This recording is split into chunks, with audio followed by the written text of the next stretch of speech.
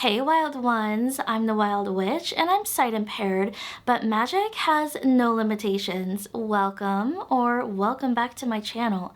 Today I'll be showing you a tutorial for a DIY ice lantern for your Imbolc celebrations and rituals, plus a fire and ice spell to melt away any blockages or obstacles that are in your path.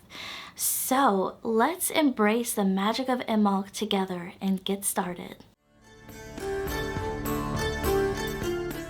Magically, ice can symbolize a frozen barrier holding us back and restricting us, creating obstacles in our path. Yet within this frozen state lies potential for transformation. Just as ice melts into water, releasing its grip, we too can undergo profound change, melting away our own personal obstacles. Imbolc is a time of hope and renewal, and some parts of the earth are still quite frozen, patiently awaiting the awakening and thaw of spring. As witches, we can harness the potent, transformative energies of the Imbolc season within our rites, spells, and rituals to melt away our obstacles and manifest our desires. First, you'll need a bowl. This is going to be the main vessel for our ice lantern. You'll also need a smaller bowl or cup to fit inside of it, making sure there's plenty of room around it. I would recommend using plastic or ceramic. Avoid using glass as it can crack and shatter on you. Safety first, wild ones. Place the smaller bowl or cup right in the center inside of the larger one. And we're going to fill the smaller one with water. This is going to act as an anchor and hollow out the middle to have room for our candles. Then fill up the larger vessel. Next, pop it in the freezer, making sure it's centered one more time. Or if it's chilly enough where you live, place it outside and let nature help. Once it's fully frozen, remove it from the cold and allow it to thaw ever so slightly, just enough where you can remove the smaller vessel. It might not have a bottom yet, so just add a little bit more water just until it covers the bottom, and then pop it back in the freezer or take it back outside. And then again, when it's completely frozen, bring it back in, let it thaw a little bit, and it should just gently slide out of your main vessel. And your ice lantern's basically ready to go. Just add a candle in, light it up, and it's ready to illuminate the way for your Imbolc celebrations and rituals. But now, let's make a layered ice lantern for our fire and ice spell. For this next ice lantern, we're going to repeat the same process, adding the smaller vessel into the larger one, filling the smaller one to anchor it down, and then the larger one, but we're only filling the larger one just a little bit because I want room enough to add my layers. With this first layer, I'm adding in some dried rose petals. To me, it's important to incorporate ingredients that symbolize my obstacles. So for this one, I picked rose, representing my personal obstacles that are getting in the way of my self-love. To be honest, self-love is something I've been struggling with a little bit lately, and I want to remove the obstacles of me getting in my own way of loving myself. And I don't mind sharing these things, these blockages, these obstacles with you. I'm fine with being totally transparent about that. As I'm adding in these rose petals, I'm envisioning my obstacle of self-love just melting away. I muddled them down with a wooden spoon just so that they get more incorporated into the water, and as I'm doing so, I'm further putting in my intentions. So now it's time to put the first layer into the freezer. When I put my vessels into the freezer, I tried to make sure they were as centered as can be, but I don't think it's perfect, and it doesn't have to be. I don't want to get hung up on that. Once the first layer's fully frozen, it's time to pull it out of the freezer and add in the second one. So for my second layer, I'm adding in lavender bud. I feel like I've been struggling with my own inner peace and calm lately. I've been feeling a little anxious and it's been affecting my sleep. As I'm adding in the lavender bud, I'm really focusing and visualizing. So I'm adding in some water to my second layer.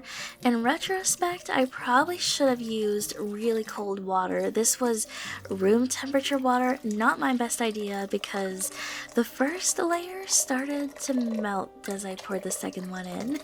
Popping it back in the freezer, and then removing it once it's completely frozen again for our final layer. Going in again with the water that's room temperature. Again, not my best decision, but lessons were learned. And for this last layer, I'm adding in some orange slices with the intentions of melting away the obstacles that are interfering with my joy and happiness and abundance.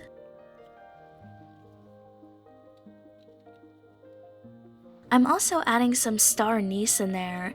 The star shape of the star anise, to me personally, symbolizes guidance and direction, helping me to navigate any challenges that this obstacle removal might throw at me. Because let's face it, change and transformation is not an easy process sometimes, so this is a little added boost.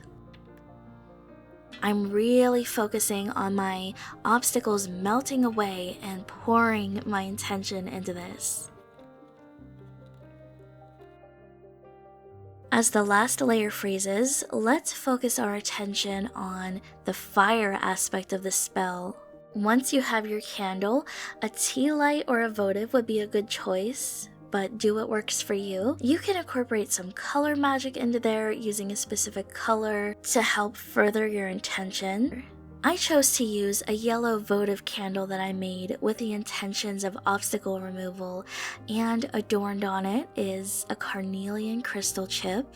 To me, this is a very fiery energy crystal, and it corresponds to inspiration and motivation, vitality, and energy. I like to call it crystal caffeine.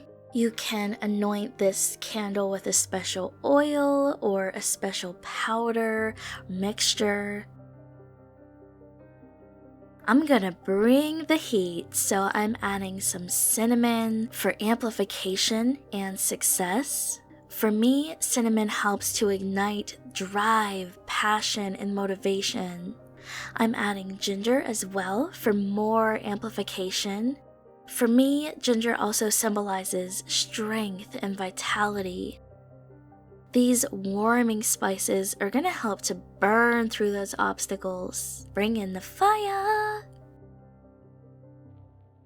Once it's all finally fully frozen, remove it from the cold and allow it to thaw. Remove the center vessel, and if needed, add more water to the bottom and freeze again. Let it thaw just a little. That way it can easily pry off of the main vessel container. And there we have it, our layered lantern is complete. What I chose to do is light my candle, visualizing a bright, brilliant light, melting and burning away all of the obstacles that are hindering me. But feel free to do this in a way that works best for you. I just like to share what I do. I'm really happy with how these ice lanterns turned out. The fire and ice layered one turned out beautifully. I'm really happy at the color that the rose and the lavender made. That wasn't what I was expecting. I thought the ice was going to be clear, but there is magic and beauty in the unexpected. And I got a little carried away with the ice lanterns that I made to light the way for my Imbolc rituals. I couldn't help it. Once you make them, you might realize how fun they are, and then you make more and more and more. But yeah, it was a blast. I really enjoyed making these, as you can tell, and I hope that you do too. Not only can you make these ice lanterns for your fire and ice spell or to light the way for your Imbolc rituals and celebrations, but you can make these as an offering, a gesture of thanks to your deities, the spirits you work with, the spirits of the land, the fae, whoever you want to show gratitude to. This is a beautiful way to do that. What obstacles are you releasing from your life, and have you ever made an ice lantern before, or are you planning to? Let me know down below in the comments. I would love to hear from you, and if you enjoyed this video, let me know. Leave me a little snowflake emoji, and I invite you to subscribe for more wild witchcraft and magical living from a sight-impaired witch's perspective. And until next time, wild ones, I'll see you in the next one. Stay wild and whimsical.